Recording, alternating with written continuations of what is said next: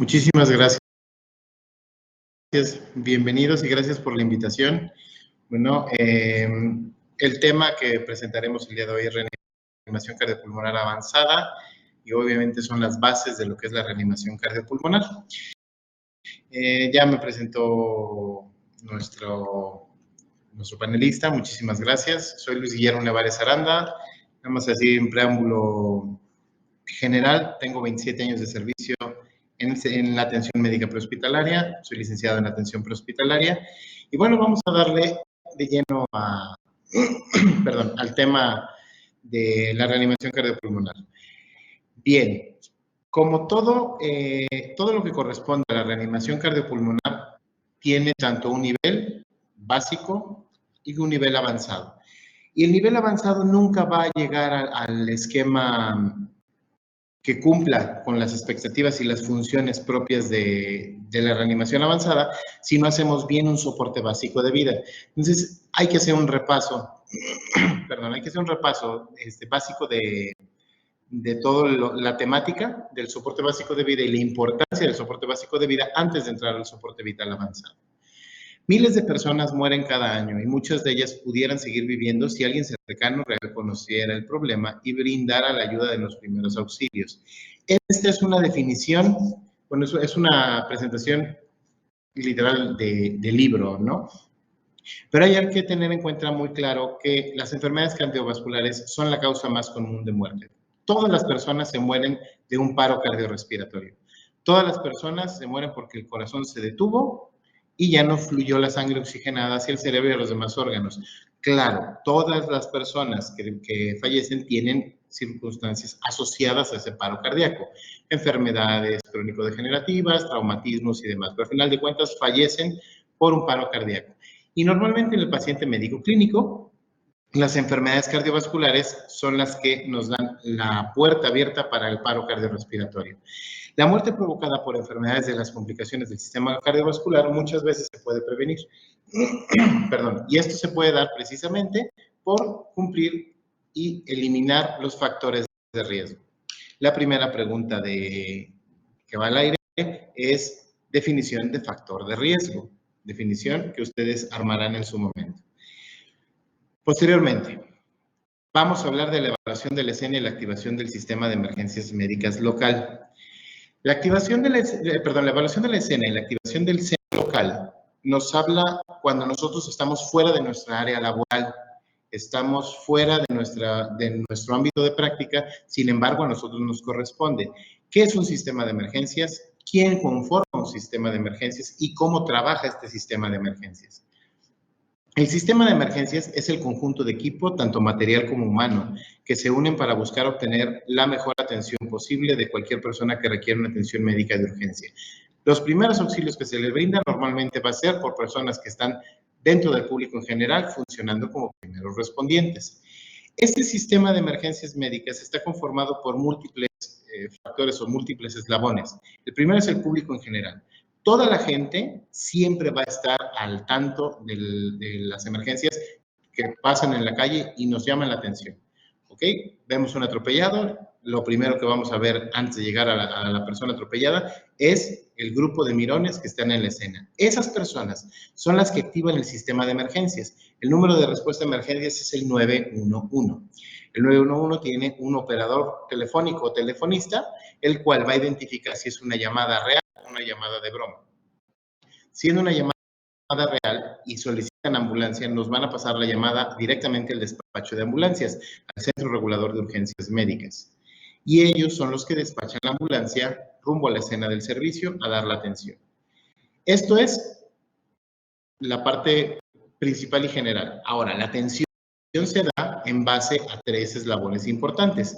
Los primeros respondientes, personas que conocen primeros auxilios, tengan profesiones médicas, enfermería, paramédicos, que anden en tiempo fuera de su ámbito de práctica, en el área en la calle, o incluso personas que tienen conocimientos de primeros auxilios, pero que no se dedican a esto y responden a la emergencia. Estos son los primeros respondientes.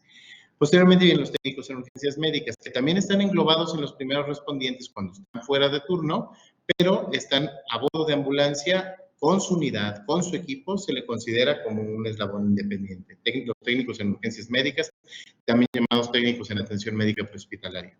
¿Y qué va a pasar con ese paciente a bordo de esa ambulancia? Tenemos que llevarlo a un lugar donde puedan atenderlo y darle el seguimiento, escalonar la atención médica. Si ya fue el primer respondiente, se lo entrega al paramédico. El paramédico se lo va a entregar al médico de urgencias en la sala de urgencias del hospital. El médico de urgencias lo va a estabilizar y va a ver sus necesidades y posteriormente van a pasar las interconsultas hasta que el paciente quede totalmente estable y pueda pasar a piso. En las instituciones hospitalarias es a donde a ustedes les corresponde el trabajo, ¿correcto? Bien, tengamos en cuenta que existe un punto importante, el equipo de reanimación hospitalario. Aquí el personal de enfermería trabaja dentro del hospital y su intención principal es ¿cómo explico? Es la activación de un código de emergencia para trabajar en equipo de manera sinérgica y congruente. Esta se da a raíz de un personal asignado dentro de un turno o de un área para realizar las maniobras de reanimación en caso de presentarse un paro cardíaco, paro cardiorrespiratorio.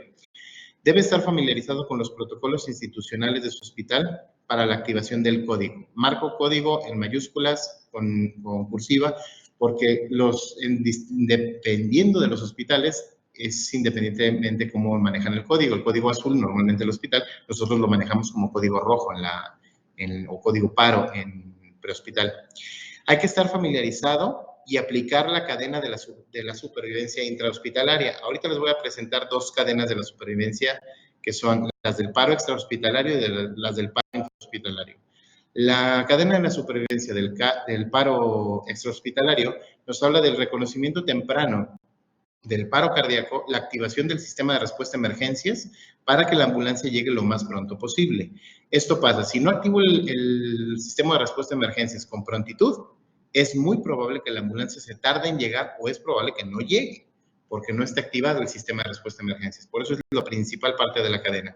La segunda es empezar una RCP de alta calidad con un alto índice de compresiones torácicas a una frecuencia de 100 a 120 por minuto, con una profundidad de 1/3 del diámetro del tórax, tanto en adulto como en niño como en bebé. En el adulto promedio es de 5 a 6 centímetros. En el niño y en el bebé, depende de la complexión, es 1/3 del diámetro del tórax. La desfibrilación temprana salva vidas.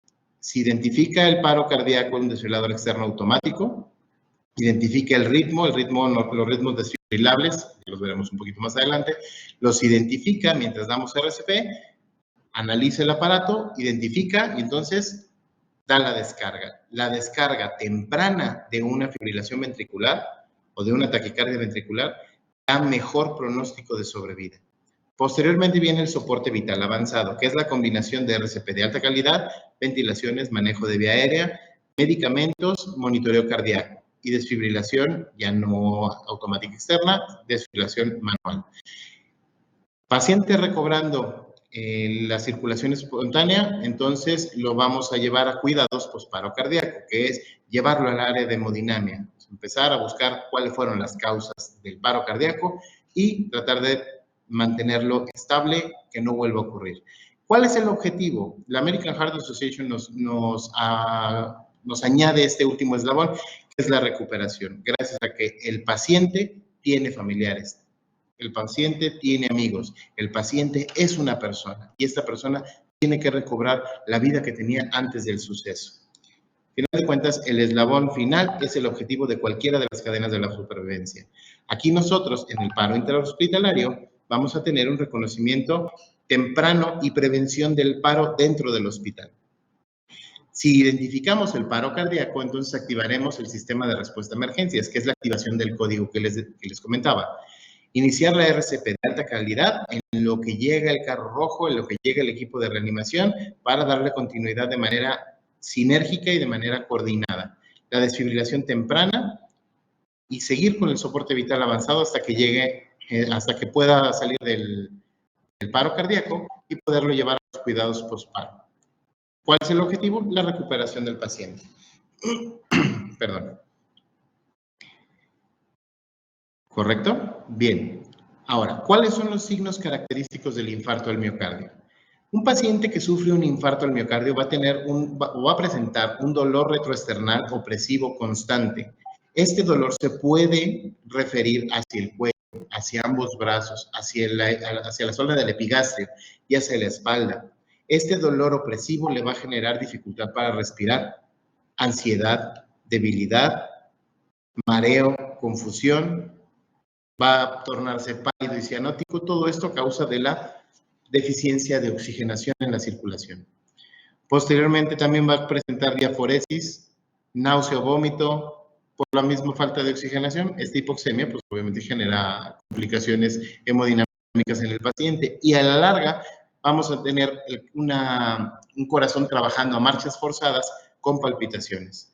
Una pérdida de la conciencia por falta de irrigación o falta de perfusión en el cerebro y la falla de bomba es el colapso total. Esos son los pasos desde el dolor torácico hasta el paciente inconsciente. ¿Qué diferencias tiene el infarto del miocardio contra el paro cardíaco? Los signos del paro cardíaco es paciente no responde a estímulos, paciente no respira. En el momento del paro puede respirar y entra en la forma de jadeo boqueo agónico, que es una forma como que intenta respirar pero no puede. Este boqueo agónico termina en pocos minutos y el paciente queda totalmente inerte. El paciente no tiene pulso. Puede presentarlo débil, lento, irregular, también llamado filiforme. Si se quedó con los ojos abiertos, pasando el tiempo, los ojos adquieren una apariencia sin brillo. Las pupilas, por falta de oxigenación de los nervios craneales, se van a quedar midriáticas y si buscamos pulso o frecuencia cardíaca, no lo vamos a encontrar. Por ende, la tensión arterial va a desaparecer. Puede ser que con un monitor multiparamétrico ahí no perdamos tanto tiempo. En área extrahospitalaria, si le intentamos checar la presión sanguínea a un paciente en paro, pues es perder tiempo. Entonces, ¿cómo funciona la reanimación cardiopulmonar? Combina ventilaciones artificiales con compresiones torácicas con el objetivo de suplir la función del sistema respiratorio y del sistema cardiovascular respectivamente, buscando que como objetivo se oxigene la sangre y se haga circular por el cuerpo. Haciendo un trabajo de una bomba torácica, como una bomba hidráulica de casa, toma dentro de una línea que está totalmente purgada, circula la bomba, el agua hacia el tinaco, permitiendo que se mueva. Si la bomba falla, no va a subir el agua, va a ser exactamente la misma función el corazón. Si el corazón no bombea, no llega la sangre a los pulmones, no regresa la sangre al corazón y no circula la sangre por el cuerpo. Entonces, a la hora que nosotros ejercemos una presión en el tórax, en una compresión, vamos a generar una presión positiva en el interior del corazón que va a expulsar la sangre en el flujo como lo hace de manera natural. Posteriormente, retiramos la presión del tórax en la compresión, permitiendo que el tórax se expanda totalmente. Va a ser una presión negativa que va a generar la sangre retorne al corazón, o sea, se llene por vacío, como una perilla de los mocos de los bebés. En cuanto oprimimos, sacamos el contenido, en este caso es aire, lo introducimos en la nariz del bebé y por vacío se llena de moquito y se vacía el exterior. Es lo mismo, hacemos ese mismo efecto. La bomba torácica, a la hora de comprimimos, exprimimos, cuando le quitamos la presión, se rellena por vacío. Bien.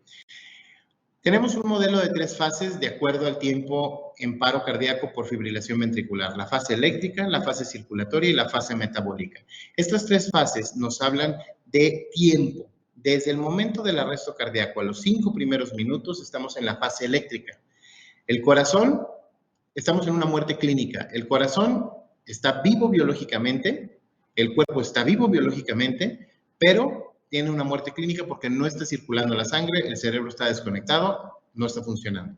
Entonces, si nosotros mantenemos a este paciente, alargamos la fase eléctrica con la reanimación cardiopulmonar, podemos revertir el paro sin problema.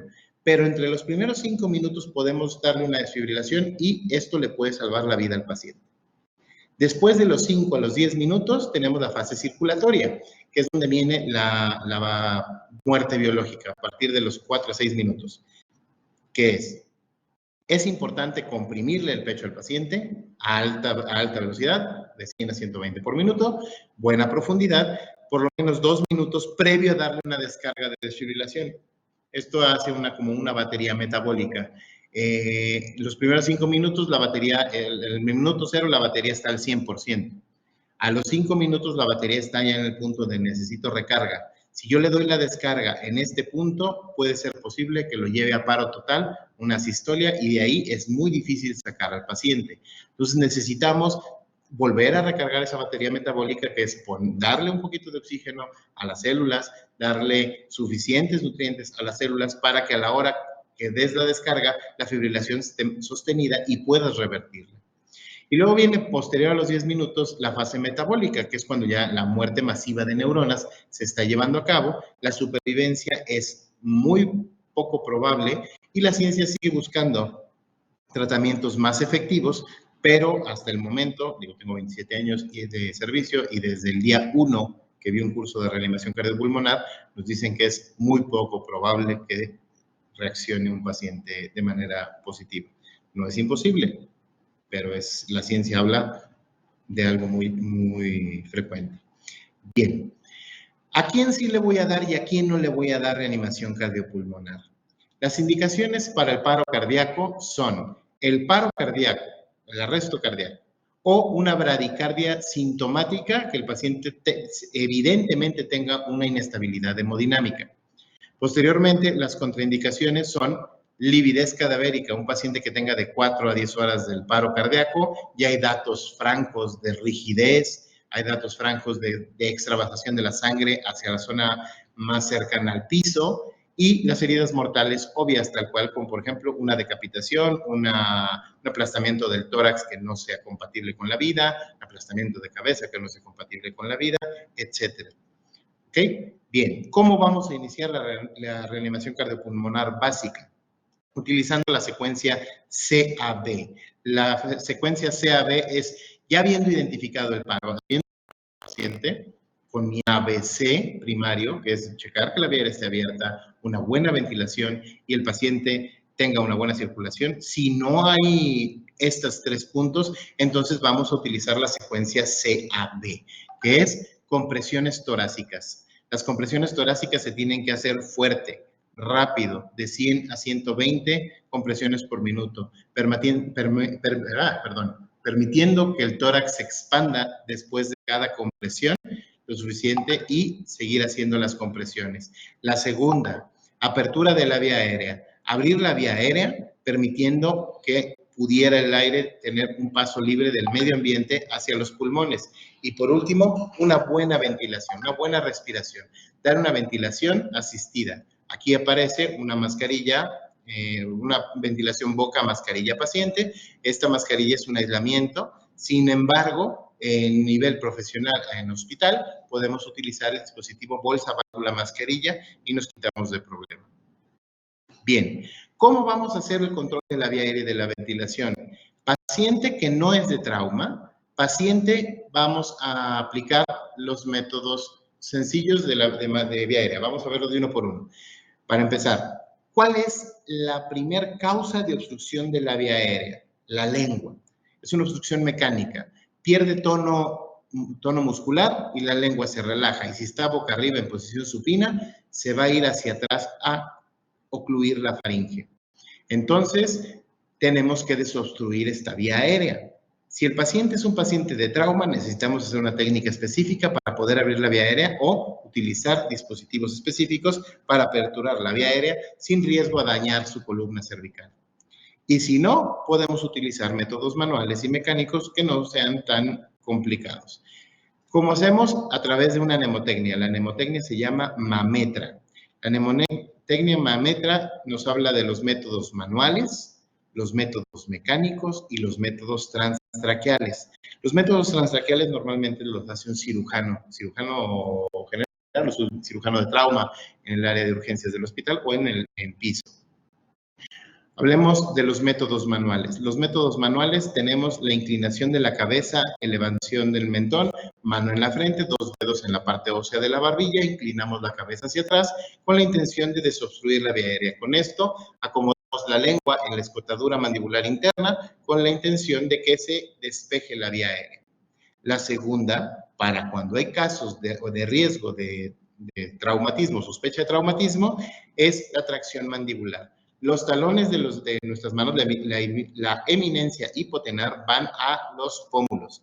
Luego, dedo medio y anular van al ángulo de la mandíbula, se va a protuir, se va a aventar hacia adelante y con los dedos pulgares se va a abrir la boca, con la intención de que al aperturar la boca se acomoda la lengua en la escotadura mandibular interna del maxilar inferior.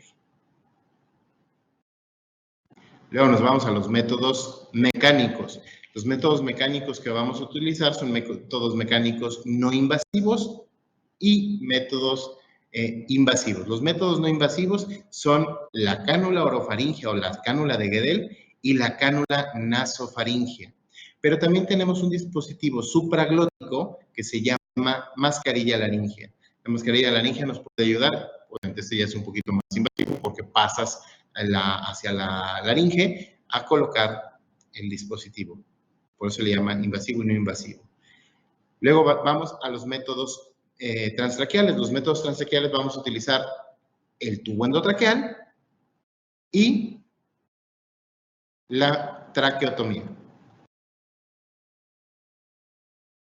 Bien.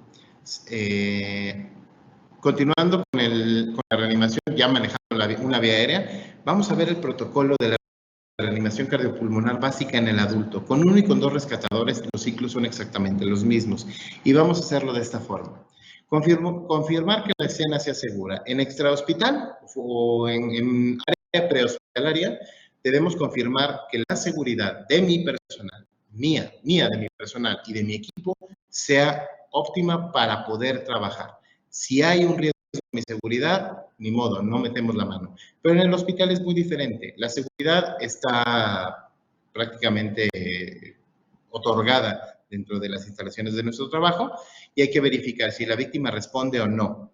Pedir ayuda en voz alta, activar el código a las personas que se encuentren cerca y activar el sistema de respuesta a emergencias a través de un dispositivo móvil. Esto, por ejemplo, en prehospital ya todo el mundo tenemos un celular inteligente que podemos activarlo con voz y activar el altavoz y podemos nosotros mismos solicitar la ambulancia. En dado caso de que no, pues puedes pedirle a la persona que tenga cerca, amigo, ve, llama una ambulancia, regresas, consigue un DEA. Otra importante, obtener un desfibrilador externo automático y equipo para emergencias o enviar a otra persona que lo haga. En este caso, en el hospital sería el carro rojo, en la calle sería un desfibrilador externo automático. Tristemente tenemos una ciudad no cardioprotegida, no en cualquier lado, y las mismas autoridades, las clínicas que tienen un desfibrilador externo automático, les dicen que no deberían de tener esos equipos porque ahí no es una clínica como tal. Entonces, continuamos con la evaluación del paciente. Verifique si la persona respira o solo jadea, boquea. Compruebe si el pulso existe al mismo tiempo de la ventilación. Si el paciente respira y tiene pulso, hay que controlarle la vía aérea y verificar que esté respirando durante el tiempo en lo que llega la ambulancia, continuar con la evaluación y el tratamiento. Y en dado caso de que no, pues entonces iniciamos tratamiento. Si la respiración es normal, pues obviamente hay que pedir el apoyo del médico en el hospital, dentro del hospital. Si hay pulso, pero no hay respiración, entonces tomar el dispositivo BBM en el hospital y vamos a dar una ventilación cada 5 a 6 segundos, alrededor de 10 a 12 respiraciones por minuto, y pedir que ingrese el equipo de paro por si las dudas. Si después de 2 minutos de ventilación asistida sigue sin respirar y pierde el pulso, iniciamos la RCP.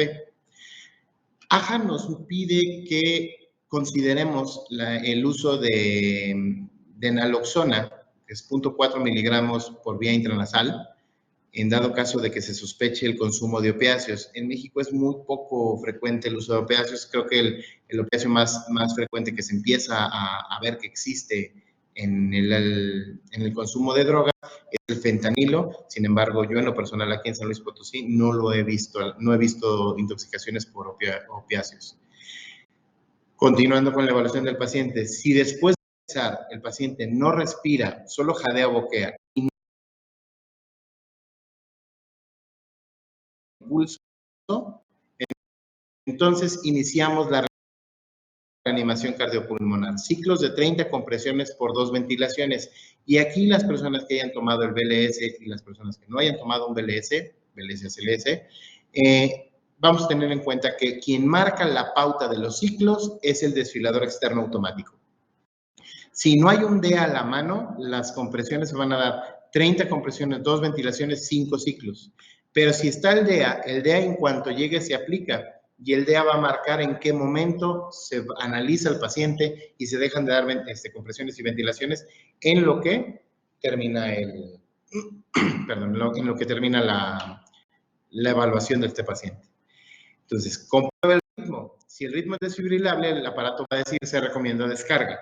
Al recomendar la descarga, cargando, continuamos con RCP hasta que digan yo fuera, tú fuera, todos fuera, nadie toca al paciente, se da la descarga e inmediatamente se continúa la RCP por otros 2 minutos. Si el ritmo no es desfibrilable, se reanuda la RCP inmediato por 2 minutos hasta que el DEA diga analizando paciente. Espero que no haya alguna duda. Si hay alguna duda, me la pueden poner en la caja de preguntas. Bien, después de este procedimiento básico del protocolo de BLS, vamos a tratar de revisar estos puntos con respecto al término de la reanimación en BLS. Esto enfocado más hacia prehospital, pero puede ser dentro del hospital también, si no tenemos un equipo de soporte vital avanzado a la mano. Vamos a considerar terminar la reanimación. ¿En qué momento? Si el paro cardíaco no fue presenciado por un personal del sistema de emergencias, si no hay retorno a la circulación espontánea previo a transportar al paciente, esto es en prehospital. Y si el DEA no ha dado una descarga antes de transportar. Si estos 3 criterios se cumplieron, los criterios automáticamente me excluyen al paciente al traslado. En dado caso de que uno de estos criterios falle, tiene que transportarse al hospital. ¿Ok? En el hospital se empieza con soporte básico y se continúa con soporte avanzado. Dentro del hospital no vamos a tener solamente el acceso a la RCP básico. Datos importantes de la RCP. Creo que esto meramente es un recordatorio para todos los que trabajamos en este medio, sin embargo, pues hay que revisarlo. El paciente debe colocarse siempre sobre una superficie rígida, el suelo, una tabla, la cama se supone que la cama de hospital tiene un botón para apretar para poder acostar al paciente y poder meter una tabla en su espalda con el objetivo de que cuando hagas la compresión, comprimas sobre la tabla, no comprimas sobre el colchón. Posteriormente, la RCP no se debe retrasar por ningún tipo de lesión o complicación. La base de la reanimación cardiopulmonar es la compresión torácica. No hay que dejar de dar compresiones. En el momento que se identifique el paro, hay que dar RCP lo antes posible. Y ya que inició la RCP, no la puedo interrumpir por más de 10 segundos, que es lo que me tarda en cambiar de rol con una persona, en lo que me tardo en activar el sistema de respuesta a emergencias, lo que me tardo en poderme colocar en otra posición, si estoy muy cansado, pedirle a alguien que me cubra. Si tenemos alguna pregunta con respecto al soporte básico de vida, en este momento es el momento adecuado para poder tomar el espacio en la caja de preguntas. Gracias, maestro. Esa es la primera parte. Aquí le damos un paréntesis. 5 minutitos. Sí, hasta el momento no tenemos pregunta respecto a este tema en el baúl de preguntas y respuestas. Muchas gracias. Ok, le damos unos 5 minutitos de receso antes de continuar a la parte de soporte vital avanzado, ¿correcto? Enterado, maestro, sí, si así lo desea, sin problema. Muchas Es para gracias. no sobrecargarlos. Sí, Normalmente el tiempo de atención en una persona que está sentada son 45 minutos. Les damos la oportunidad que vayan, tomen agua, puedan ir al baño y regresen. muchas gracias. Sí, con gusto lo 5 manejamos minutitos, así. gracias. 5 minutos a nuestros asistentes, entonces, 6:12, 6:17, regresamos al aire. Muchas gracias.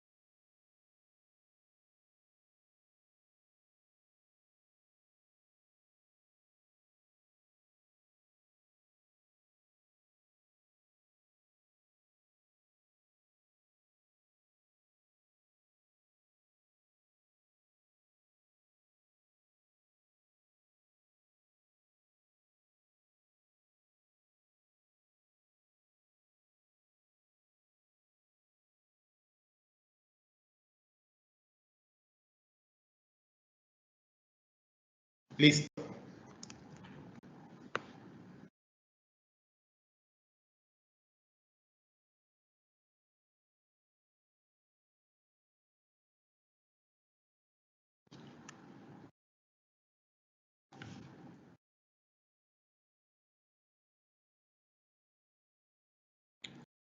Listo, un segundito, vamos a compartir. Gracias, maestro. ¿Me ayuda nuevamente compartiendo su pantalla, por favor? Claro que sí, un segundo. Ahí está.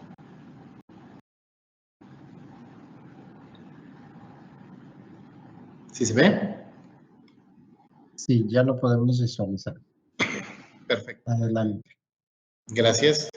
Bueno, continuamos con la parte de soporte vital avanzado. Tengamos en cuenta el concepto. El paro cardiorrespiratorio es el estado clínico en el cual la víctima no responde a estímulos, no tiene circulación, no tiene respiración espontánea, lo que requiere de una identificación y atención inmediata.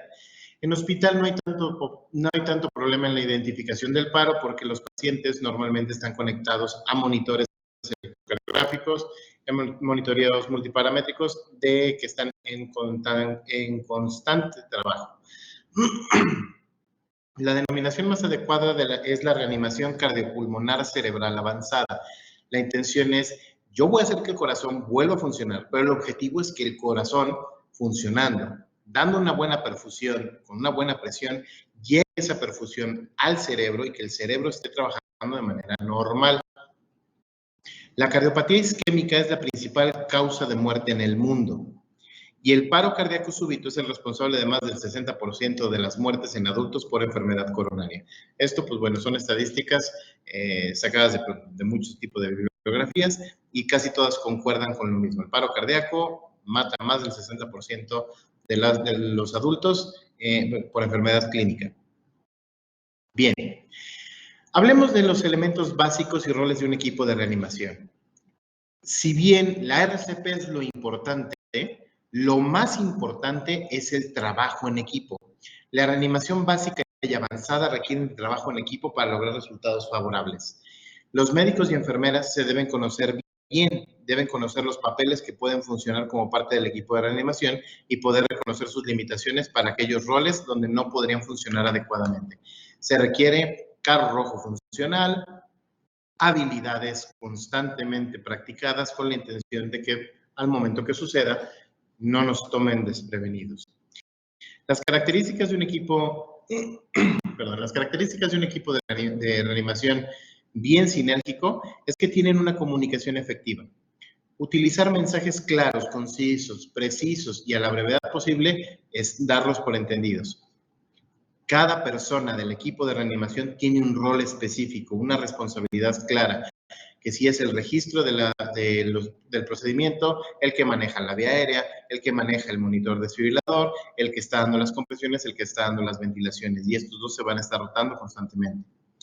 Hay que conocer las limitaciones personales de cada uno de nosotros y compartir el conocimiento que tenemos con las personas que no tengan la misma posibilidad. La intención de retroalimentar después de cada paro cardiorrespiratorio, ese debriefing es bien importante dentro del equipo de reanimación porque nos ayuda a mejorar caso tras caso tras caso. No les estoy diciendo ojalá tengan muchos casos, sin embargo, en el momento que tengan un caso de paro cardiorrespiratorio, al término, antes de continuar con nuestro trabajo normal, traten de unir todo el equipo de reanimación con el objetivo de hacer un debriefing para poder sacar cuáles fueron los puntos de mejora y que en el próximo código no nos suceda. Hacer intervenciones constructivas, en ningún momento criticar, en ningún momento tratar de minimizar a ninguna parte del equipo. Todos somos muy importantes y todos son extremadamente necesarios en un equipo de reanimación cardiopulmonar. Reevaluar las acciones de forma periódica que hemos hecho bien, que ha funcionado, que no ha funcionado, cambiar estrategias dentro del mismo procedimiento de reanimación. Respeto mutuo es la base del trabajo bien hecho. Y practiquen, practiquen, practiquen. Esto es bien importante. Si tienen un área de enseñanza en sus hospitales, tómense la molestia de agarrar un maniquí de RCP, pónganlo sobre una camilla y hagan una sesión semanal si gustan, pero hagan una sesión de trabajo en equipo, retroaliméntense, unas 2, 3 actividades en un mismo día con el objetivo de hacer un equipo sinérgico. ¿Bien? Ok, pero ¿de qué me funciona tener un equipo de reanimación si no tengo bien un carro rojo? El carro rojo también es bien importante. Es una unidad móvil que contiene equipos, medicamentos y materiales organizados y estandarizados. ¿Qué les digo a ustedes? Ustedes, personal de enfermería, lo conocen mejor que nosotros. El objetivo del carro rojo es que nos facilite las respuestas y situaciones de emergencia dentro del hospital. A bordo de la ambulancia yo no tengo un carro rojo. Tengo una maleta con el equipo acomodado de forma similar a como lo organizarían en el carro rojo, pero pues obviamente ustedes tienen el carrito que se mueve con facilidad y todo está bien organizado. A nosotros por el movimiento de la ambulancia se nos mueve todo, ¿no? Tiene una ubicación definida dentro del piso y el objetivo es optimizar los tiempos de respuesta de este carro rojo. Pueden ser catalogados en el área en la que se hallan o ser iguales. Área crítica, área no crítica. Si es para adulto o si es para pediatría. Deben de estar cerrado con candado foliado o con cinto foliado, cincho, perdón, foliado con la intención de que, pues obviamente, no se pierda el equipo. Debe estar mantenido en un lugar fresco, seco y fácilmente accesible. Todas las personas que laboren en las áreas de contacto de pacientes tienen que estar familiarizados con el carro rojo, con su material, cómo está acomodado, para que en dado caso de que se ocupe, cualquier persona pueda intervenir. Obviamente es de preferencia que lo haga el equipo de reanimación, sin embargo, el carro rojo tiene que llegar al área de paro. Eso es lo que debe traer un carro rojo. Un desfibrilador bifásico, un cable para poder utilizar parches de desfibrilación externa automática del mismo aparato, el cable para electrocardiografía, electrodos para el desfibrilador, que son los parches grandes, electrodos chicos para el monitoreo, etiquetas para la medicación de cada una de las, aunque las ámpulas digan o sea, qué son y cómo son, ponerle abajo de la ámpula una marca, decir, este es este medicamento. Un stock suficiente de medicamentos guardado y acomodado en orden. Una tabla de RCP para poder colocarla en la espalda del paciente. Portasueros, tanque de oxígeno con manómetro, cargado, por favor, chequen cada vez que lleguen a su servicio que los tanques de oxígenos de ataque estén cargados prácticamente en su totalidad, por lo menos 2,000 libras por pulgada cuadrada, con la intención de que no se nos vaya a quedar sin oxígeno de ataque. Medicamentos también a la mano ordenados en otra área. Los medicamentos más críticos hay que tenerlos en la parte de la charola superior. Brazo para dirigir el carro, la agarradera. El cajón 1, todo lo que es vía aérea, cánulas orofaringeas, cánulas nasofaringeas, tubos endotraqueales, laringoscopio. El segundo cajón, acceso venoso, soluciones endovenosas, Fenopax, Yelcos, Tegaderm, bueno, se llama el apósito transparente, ya me eché el gol de la marca, cinta para fijar, etcétera. Cajón 3, complemento de vía aérea. Aquí vamos a poner vía aérea y ventilación. Aquí aplicaríamos los resucitadores manuales como el bolsa la mascarilla, BBM, tubos de oxígeno y a lo mejor ahí el resto del stock de los tubos endotraqueales, máscaras laringeas y demás. Cajón 4, bandeja inferior, las soluciones. Aquí sí poner todos los sueros que necesiten. Y por último, las rueditas con freno para poderlo transportar. Y ahora sí, a lo que nos toca, los algoritmos del soporte vital cardiovascular avanzado. Los algoritmos del soporte vital avanzado son secuencias de pasos que son necesarios con la intención de llevar a cabo una tarea específica. Algoritmos en específico son para tareas y todos podemos hacer un algoritmo de trabajo con el objetivo de que nuestro trabajo salga bien. Desde el momento que llego, mi algoritmo de llegada a mi oficina es llegar, abrir la puerta, prender la luz, caminar, sentarme en la silla, prender la computadora y ponerme a trabajar. Entonces, ese sería el orden del algoritmo. Suelen diseñarse o desarrollarse para tareas complejas o donde se prefiere tener de manera clara y evidente los pasos y evitar tener que memorizarlos. Entonces, los puedes tener a la mano en un marco, en un cuadro pegado en la sala de choque y puedes empezar a trabajarlo. Bien, un ejemplo de algoritmo es este. El problema principal es la lámpara no funciona. Entonces hay que checar, ¿la lámpara está conectada a la fuente de luz? ¿Sí? Ok. ¿No? Ok. Si es un no, hay que conectar la lámpara y entonces volver a checar. ¿Está enchufada? Sí. ¿Prendió? No. ¿Está quemada la ampolleta? Sí. Entonces hay que cambiar nosotros el bulbo, cambiar el foco. No está quemado el bulbo, entonces hay que comprar una lámpara nueva porque no funciona. Este es un ejemplo de algoritmo. Aquí tenemos otro tipo de algoritmo de soporte vital. Este es el corazón colapsado. Pida ayuda, inicie RCP, abra la vía aérea y dé una ventilación. Coloque el desfibrilador externo automático. Deje que el aparato trabaje. Que lleguen los técnicos en emergencias médicas, que se dé una desfibrilación. Si el paciente sale de paro, nos vamos a un centro de apoyo vital cardiovascular avanzado. De ahí, el equipo de RCP, junto con medicamentos como la adrenalina y desfibrilación manual, en el servicio de emergencias pueden sacar al paciente de paro. Entonces, ese algoritmo es cómo se lleva a cabo una atención de emergencia de un paciente en paro cardíaco, desde la escena del incidente hasta su arribo al hospital. Los algoritmos de soporte vital, ¿cuáles son? Son sencillos. Algoritmo de soporte vital básico, ya lo vimos ahorita lo repasamos. El algoritmo de paro cardíaco. El algoritmo circular de paro cardíaco. Algoritmos de cuidados posparo cardíaco. ¿Qué hacer si hay una taquicardia con pulso? ¿Qué hacer si hay una taquicardia sin pulso? Que vendría siendo un paro cardíaco. Algoritmo de bradicardia con pulso. Algoritmo de manejo de anafilaxia. Esos son generalidades. Bien, algoritmos de soporte vital. La reanimación en hospital, vamos a tomar si el paciente está crítico, el paciente crítico está deteriorado. Si este paciente está deteriorado, hay que pedir ayuda y evaluar al paciente. Verifique, ¿el paciente está vivo? ¿Sí o no? Entonces decía un maestro mío, el ACLS nos habla de cuestiones muy simples. Es paciente vivo, paciente muerto. Si el paciente está vivo, no necesitas hacer mucho. Si el paciente está muerto, entonces verifica. La condición es el paciente muerto, ¿tiene ritmo desfibrilable o no desfibrilable? Y así iba sacando su algoritmo. Entonces, ¿ves? ¿Signos de vida? No. Avise al equipo de reanimación, inicie RCP básica 30x2, aplique parches del DEA, monitorice al paciente y dé la desfibrilación si está indicada. Y entonces el soporte vital avanza.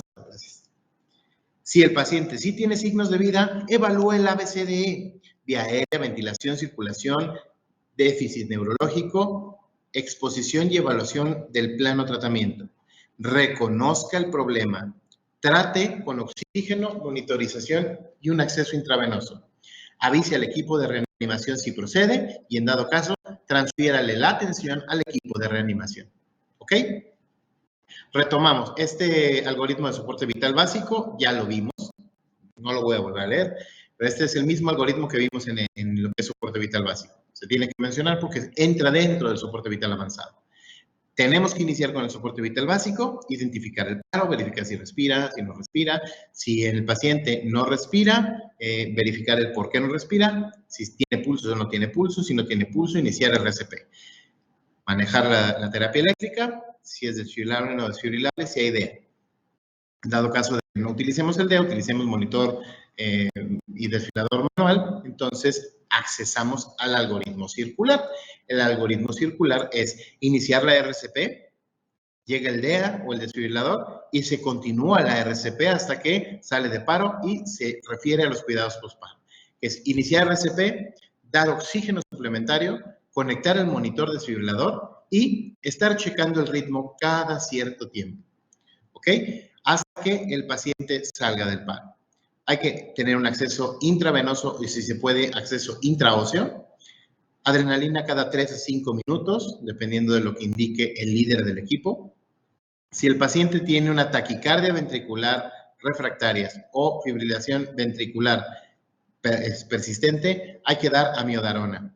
Considere un manejo avanzado de la vía aérea, cambiar la cánula orofaringea o el dispositivo supraglótico como la mascarilla laringia por un tubo endotraqueal y tratar las causas reversibles, H y las T. En sí, revisar ritmos, descargar si es necesario, vueltas de 2 minutos de reanimación, 32, 32, 32. Y si el paciente está intubado, ya no vamos a hacer el 32, son 30 compresiones consecutivas y luego otras 30 y otras 30 y otras 30 y la ventilación es una cada 6 segundos. Bien, nos vamos al siguiente algoritmo. En paro cardíaco, es esencial conocer la arritmia del paro cardíaco. Vamos a ver si hay ritmos desfibrilables, que son fibrilación ventricular y taquicardia ventricular sin pulso. Los ritmos no desfibrilables es la asistolia y cualquier actividad morfológicamente que se pueda ver en el electrocardiograma, pero que no tenga pulso. Esto se llama actividad eléctrica sin pulso. Entonces, checamos si el paciente no responde, no respira con normalidad, se activa el equipo de reanimación y continuamos. RCP. Vemos, estamos exactamente en la misma parte que decíamos, lo que decía mi maestro. El paciente no tiene pulso, el paciente está muerto. Clínicamente está muerto. Entonces, ritmo desfibrilable o ritmo no desfibrilable. Entonces, evaluamos el ritmo. Desfibrilable, descargue, minimice las interrupciones y realice inmediatamente RCP durante 2 minutos, minimizando interrupciones. Énfasis, compresiones torácicas de 5 a 6 centímetros en el adulto, permitiendo que el tórax se expanda después de cada compresión y limitando la ventilación si no tenemos una vía aérea definitiva. Limitando solamente a que se expande el tórax para no generar una distensión gástrica. Entonces, si el ritmo es no desfibrilable, hay que continuar la RCP otros 2 minutos a volver a hacer la evaluación. Si tenemos retorno a la circulación espontánea en cualquiera de estos dos casos, hay que dar tratamiento inmediato del posparo cardíaco, que es abordaje del ABC, procurar que la saturación porcentual de oxígeno sea superior a 94%, que lo ideal es 94 o 99%, y un electrocardiograma de 12 derivaciones para determinar dónde está a lo mejor un problema. Una presión arterial, es una presión parcial de dióxido de carbono para verificar que esté por encima de los 40 milímetros de mercurio. Tratar la causa precipitante del paro, las H y las T, ahorita las revisamos una por una. Y manejo del control de la temperatura. Muchas veces esto nos lleva a convulsiones y esas convulsiones nos llevan a compromiso de vía aérea que nos llevan a paro. Bien. Otro algoritmo de soporte vital. Paro cardíaco desfibrilable. Esto es lo que tenemos que hacer. Si el ritmo es desfibrilable, descargo. RCP 2 minutos, preparo línea intravenosa o intraósea. Después de 2 minutos, si el ritmo aplica que se tiene que descargar, descarga. Otros 2 minutos, adrenalina. Descarga 2 minutos de RCP. Si no ha regresado a la circulación espontánea y sigue con fibrilación ventricular o taquicardia ventricular refractaria, miodarona. Les voy a dejar con el maestro Sebastián unas hojas que ya les tengo en una presentación para que las puedan tener a la mano, las puedan imprimir y tenerlas cerca de ustedes con los algoritmos bien establecidos para que lo puedan manejar. ¿Ok? Va. Si es un ritmo no desfibrilable, entonces vamos a RCP 2 minutos. Después de estos 2 minutos se vuelve a checar el ritmo. Si seguimos con ritmo no desfibrilable, otros 2 minutos, se aplica adrenalina. Otra vez, otros 2 minutos de RCP, se checa el ritmo, no hay, continuamos otros 2 minutos de RCP, adrenalina y otra vez otros 2 minutos de RCP y así nos vamos hasta que cambie el ritmo o podamos definir que el paciente falleció. Bien. La RCP tiene que ser de alta calidad. La alta calidad me refiero que tiene que ser sinérgica, constante, sin detener las compresiones.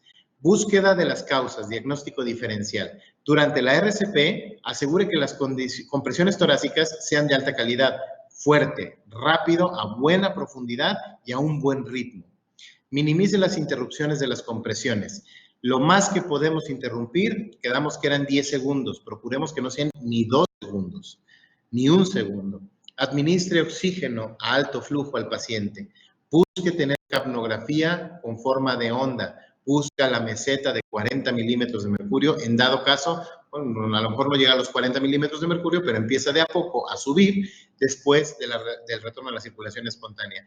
La capnografía es la parte más ideal la reanimación para poder determinar si hay retorno a la circulación espontánea antes siquiera de checar el pulso o el ritmo cardíaco. Si el paciente está intubado y tiene un capnógrafo en el tubo endotraqueal, el cambio de onda es retorno a la circulación espontánea. Compresiones continuas cuando se haya asegurado de la vía aérea. Acceso vascular pronto, intravenoso o intraóseo. Aquí tenemos una circunstancia en México que tenemos un problema con los intraóseos que no son tan frecuentes, pero son extremadamente útiles. Entonces aquí creo que nosotros como comunidad médica deberíamos de estar ejerciendo la presión hacia nuestras autoridades para que puedan desbloquear el acceso intraóseo para que pueda llegar a nuestras manos y pueda tener menor costo, porque mientras más difícil de conseguir es, muchísimo más caro es. Administrar adrenalina cada 3 a 5 minutos en bolo o push de adrenalina, administrando miodarona después de las 3 primeras descargas si está en refractario. Causas reversibles, las H's, hipoxia, hipovolemia, hipocalemia, hipercalemia, hipotermia e hipertermia. Son las 6 H's. Hipoxia, hipovolemia, hipocalemia, hipercalemia, hipotermia e hipertermia. Y las T's, trombosis coronaria, trombosis pulmonar, neumotórax a tensión, tension pneumotórax, por el inglés, taponamiento cardíaco y toxicomanías. Checar cuál de todas y poder revertirlas de una por una. Considere hacer ecografía, puede ser incluso sacar ecografía cardíaca y puede sacar a lo mejor incluso un ultrasonido para ver si no hay bloqueos en las arterias que lleven sangre al cerebro. Compresiones torácicas mecánicas para facilitar el traslado y el tratamiento. Esos dispositivos Lucas son lo mejor que hay. En paro cardíaco con 2 personas que estén trabajando, una persona se maneja la vía aérea, otro le pone el dispositivo Lucas y dejan de comprimir y pueden trabajar. Son manos de una persona que no está en el lugar. La coronoangiografía, intervención coronaria percutánea en hemodinamia, pues sería ideal tenerla a la brevedad posible, pero pues en el área pública está muy complicado. Y la RCP extracorpórea, que es lo que hacemos nosotros a través de un dispositivo como el dispositivo Lucas. Bien, al finalizar de una vuelta de 2 minutos de RCP, un ciclo de 2 minutos de RCP, encontramos pulso o detectamos datos de retorno a la circulación espontánea, la presión del tubo endotraqueal, del dióxido de carbono, tiene que ser alrededor de 40 milímetros de mercurio. Y podemos encontrar movimientos, gestos de dolor. Puede tener tos en dado caso de que nosotros no lo tengamos intubado. Iniciar los cuidados posparo, que esto es ya llevarlo a la área de hemodinamia para poder a lo mejor hacer un restablecimiento percutáneo de la circulación o de la perfusión coronaria a través de un stent. ¿Ok? Bien. Vía aérea. Procuren que en su servicio la vía aérea definitiva en un paro cardíaco sea la intubación endotraqueal. Una cánula orofaringia, me vomita el paciente, broncoaspira. Entonces la intubación es el manejo de la vía aérea de elección. Oxígeno. La saturación de oxígeno tiene que estar por encima del 94%. La presión arterial tiene que ser sistólica por lo menos en 90 y la diastólica por lo menos en 60 milímetros de mercurio. Descarten el infarto al miocardio de forma de diagnóstico diferencial, como laboratorios, electrocardiograma y sintomatología y correlación clínica. Evalúen de forma neurológica al paciente, temperatura basal, cómo llegó, cómo sigue. Examen neurológico cada 5 minutos y puedes hacerla a través de evaluaciones de reflejos y escalas. Escala de coma de Glasgow, escala, inclusive por los datos propios, pudiera generar un evento cerebrovascular, la escala de Cincinnati o la escala de Los Ángeles. Bien, en dado caso de que tengamos una taquicardia, En el caso de taquicardia debe evaluarse si hay datos de mala perfusión. La taquicardia normalmente es el corazón latiendo demasiado rápido, no perfunde de manera adecuada. Entonces tenemos que reducir la frecuencia cardíaca. ¿Cómo se reduce la frecuencia cardíaca? De primera intención con cardioversión sincronizada. Se coloca los electrodos en el paciente, los electrodos del DEA, en modo marcapasos. Se va a colocar un electrodo en la región del esternón y el otro en la espalda, o en situación normal, en uno abajo de la clavícula y otro abajo del pectoral izquierdo. La intención es ponerle la sincronía, que en cada QRS se marque la sincronía, y entonces vamos a subir el voltaje con el objetivo de disociar la actividad mecánica propia del individuo contra que lo haga el aparato. Que el aparato con cada descarga que dé en cada QRS esté llevando el orden de la frecuencia cardíaca y la vaya reduciendo a orden normal. Bien, otras maniobras vagales. Esos estímulos que se hacían, las maniobras vagales del masaje carotídeo, ya no están indicadas, porque si tenemos placa de ateroma en las arterias carótidas, podemos desprender pedazos de esa placa de ateroma que anden circulando por toda la red vascular cerebral y podemos generar un evento vascular cerebral. Entonces, las maniobras vagales, aquí yo recomendaría la maniobra de Valsalva, que es generar una presión excesiva sobre el paciente y luego cambiarle la postura. El objetivo es, con buscarle hacer lo que sería comúnmente y vulgarmente dicho una hipotensión ortostática para poderle cambiar la frecuencia cardíaca. Y la más indicada, adenosina y otros medicamentos antiarrítmicos. Bien. ¿Dudas que tengan hasta aquí? Si podemos ponerlas en la caja de preguntas con toda confianza. Aquí tenemos otro algoritmo. Evaluar utilizando el ABC. Asegurar, es prácticamente lo mismo, es ver el esquema de si el si el QRS es ancho, regular, y ver las características de cómo poder pedir los apoyos y cómo manejar las taquicardias, las taquiarritmias y las bradiarritmias respectivas. ¿Correcto? Este se los dejo en las hojas para que las puedan revisar. Van a necesitar tomar un taller o curso de electrocardiografía, porque identificar trazos va a ser la base del soporte vital avanzado en reanimación cardiopulmonar. En dado caso de que haya una bradicardia, hay que evaluar si hay datos de mala perfusión. ¿Qué es esto? Una bradicardia puede ser una bradicardia asintomática. Y la bradicardia asintomática la van a topar con 1001 pacientes que sean deportistas de alto rendimiento. Los deportistas de alto rendimiento, sus frecuencias cardíacas bajan por debajo de lo normal y se mantienen por debajo de lo normal. Pero cuando su cuerpo entra en situación de estrés, en cuestión de trabajo, de esfuerzo físico, se va a despuntar la frecuencia cardíaca y posteriormente vuelve a su reposo, va a volver a su nivel normal. Esto es una bradicardia no sintomática o asintomática, que esto es algo normal. No nos alarmemos a encontrar un paciente, a lo mejor de complexión atlética, y de repente que tengamos un 35, 40 latidos por minuto de frecuencia cardíaca, y dices, no, este paciente debería estar inconsciente. Pues no, porque es su forma normal. Pero si nosotros tenemos un paciente con debajo de 50 latidos por minuto y trae datos de gasto cardíaco bajo, entonces necesitamos acelerarle la frecuencia cardíaca. Monitorear a este paciente y aplicar atropina, infusiones de soluciones endovenosas y, si es necesario, aplicarle un marcapasos transcutáneo. Todo esto en conjunto con el equipo de reanimación.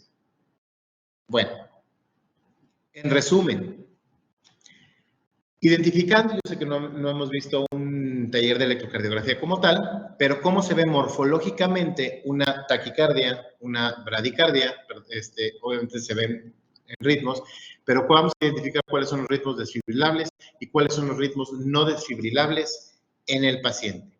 Los ritmos desfibrilables, el de arriba, una fibrilación ventricular. El de abajo, una taquicardia ventricular. Morfológicamente, así se ven. Sin embargo, para poderlo entender cómo se hace la vectorización de un trazo de electrocardiografía, se tiene que conocer la actividad eléctrica del corazón, se tiene que conocer los parámetros del P, QRS, T y en dado caso que haya ondas U. Los ritmos no desfibrilables, asistolia y cualquier tipo de ritmo que si el paciente no tiene pulso y esté marcando el monitor como ritmo, se llama actividad eléctrica sin pulso. Hasta aquí. ¿Tenemos alguna pregunta, comentario, sugerencia? Dado caso, nos vamos a las preguntas que nos maneje nuestro moderador y yo les agradezco su atención, la invitación al staff y estoy a sus órdenes, lo que ustedes requieran y necesiten. Muchas gracias.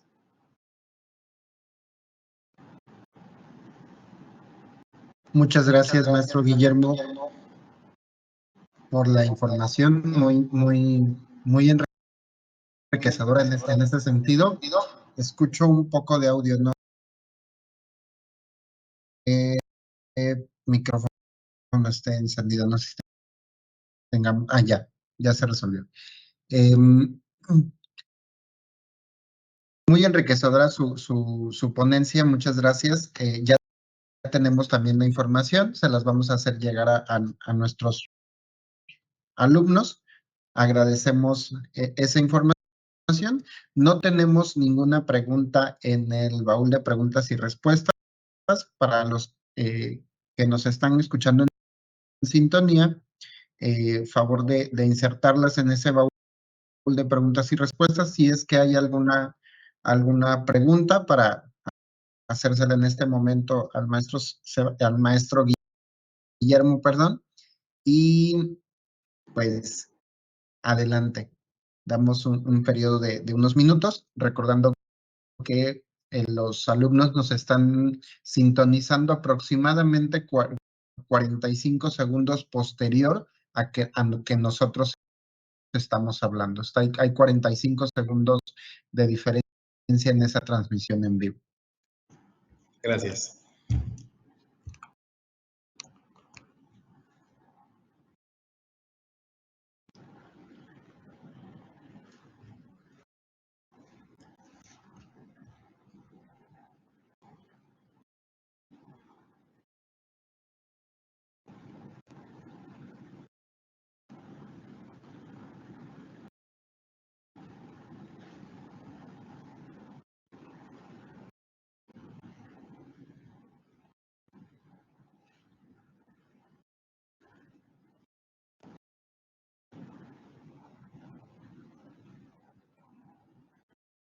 Ya tenemos la primera pregunta,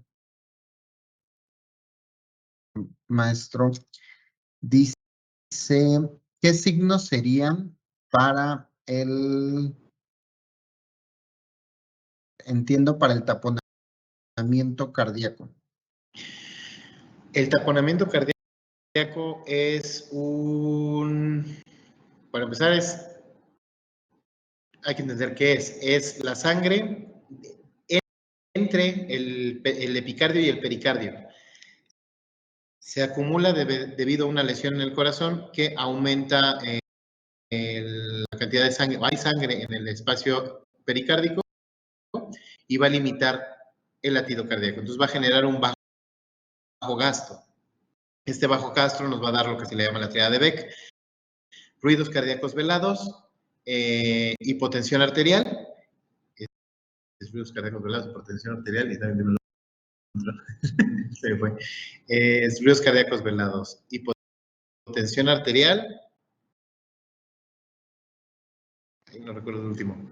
Ahorita en la mano no lo tengo, pero simplemente con cada latido del corazón se va. Perdón. Ruidos cardíacos velados no se escuchan los ruidos cardíacos porque los amortigua la sangre. Y el bajo gasto, la frecuencia cardíaca se va a ver afectada, va a estar elevada la frecuencia cardíaca, pero no va a estar circulando con fuerza. A eso me refiero, disculpen.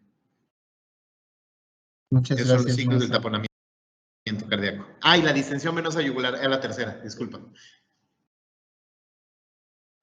Muchas gracias, maestro. Gracias. Con esa pregunta, creo que daríamos respuesta a las preguntas relacionadas a este tema. No tenemos ninguna otra pregunta en relación a esto. Agradezco mucho su participación. Muchísimas gracias por la invitación. Quedo a sus órdenes. Cualquier detalle, con confianza. Si me permiten un comercial, les invito a visitar nuestra página de internet www.capacitacionmedicaintegral.com.mx. A veces colocamos materiales que pueden ser de importancia y de relevancia para ustedes como personal de enfermería. De repente andamos publicando artículos, de repente andamos publicando sesiones, conferencias, que a lo mejor les pueden funcionar. En dado caso de que sí, pues estamos a sus órdenes. Muchas gracias, maestro. Gracias. Esperemos les sirva esa información a nuestros alumnos. Me permito hacer una siguiente pregunta. Las siguientes, las maniobras vagales ya no están indicadas. No, si hay una maniobra que es la maniobra de Valsalva, es un estímulo del nervio vago con el objetivo de bajar la frecuencia cardíaca. El detalle es que el masaje carotídeo no se aplica. De hecho, ya no está indicado. Hay mucha gente que todavía lo aplica, pero el masaje carotídeo tiene un riesgo. Si el paciente es sano y te consta que está sano, puedes aplicarlas. Si el paciente no conoces qué tipo de hábitos tenga, es probable que tenga algún tipo de aterosclerosis, y la aterosclerosis que se quede, o placas de ateroma que estén atoradas o estén fijas en las arterias, bueno, no las coronas, las carótidas, puedes desprenderlas al momento de movilizarlo, y esos pequeños fragmentos que puedan salir o despegarse de esa placa de ateroma va a circular por la red vascular hacia el cerebro. Recordemos que las arterias carótidas llevan la sangre hacia la cabeza, y en alguna parte, alguno de estos fragmentos se va a atorar y va a generar un evento cerebrovascular de tipo isquémico. Ok, muchas gracias, maestro. Gracias. Gracias. Agradecemos a los asistentes a esta sexta sesión del Diplomado del Cuidado del Adulto en Estado Crítico. Les recordamos que esta sesión será grabada y la podrán visualizar durante 24 horas con el mismo link al cual ingresaron. Entonces, podrán visualizarla hasta el día de mañana en este mismo horario, o hasta como límite en este mismo horario. Entonces, agradecemos nuevamente la presencia del maestro Guillermo Juárez, quien hoy nos proporcionó el tema de RCP avanzado.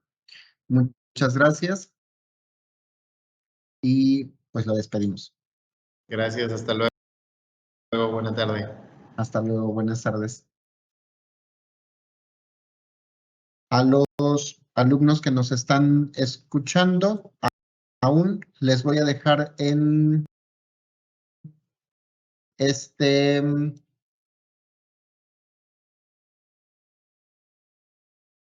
voy a transmitir mi pantalla. Voy a dejar insertado el baúl en el baúl de preguntas y respuestas para que puedan.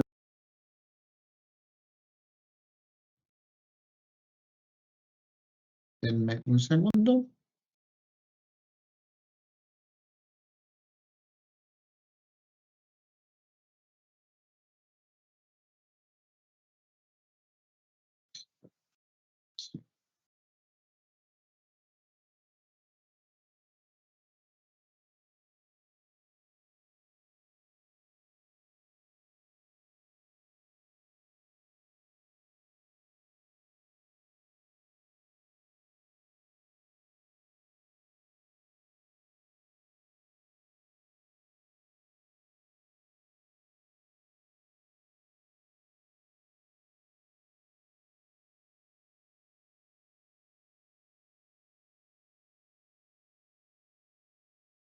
Les acabo de dejar en el baúl de preguntas y respuestas el link de registro y evaluación de su asistencia para el día de mañana, que les recuerdo está disponible a partir de las 18 horas hasta las 23 horas como máximo. Voy a compartir también ese mismo QR.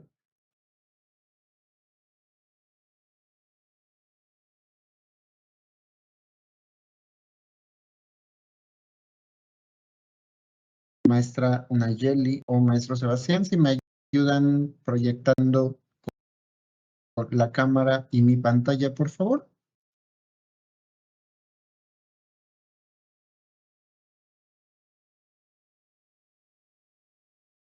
Creo que ya se pudo visualizar. Creo que se está visualizando. Aprovecho, les dejo y hago de su conocimiento que el día martes 13 de junio tendremos una capacitación que estará impartida desde Corporativo en colaboración con Laboratorios PISA, con un tema que nutre mucho este diplomado, técnica de aspiración con circuito abierto y cerrado. Esta información se va a hacer de su conocimiento también a través de sus coordinadores de enseñanza y o directivos de enfermería, pero se lo dejamos también en este espacio para que lo agenden el día martes 13 de junio del 2023 a las 16:30, de 16:30 a 17:30. Entonces, contará también como participación y sería excelente que pudieran visualizar esta clase. Les voy a proyectar para cerrar el QR para que puedan escanear los que no, por alguna razón, no hayan entrado al chat de preguntas y respuestas, el QR para su registro de asistencia y evaluación a partir que les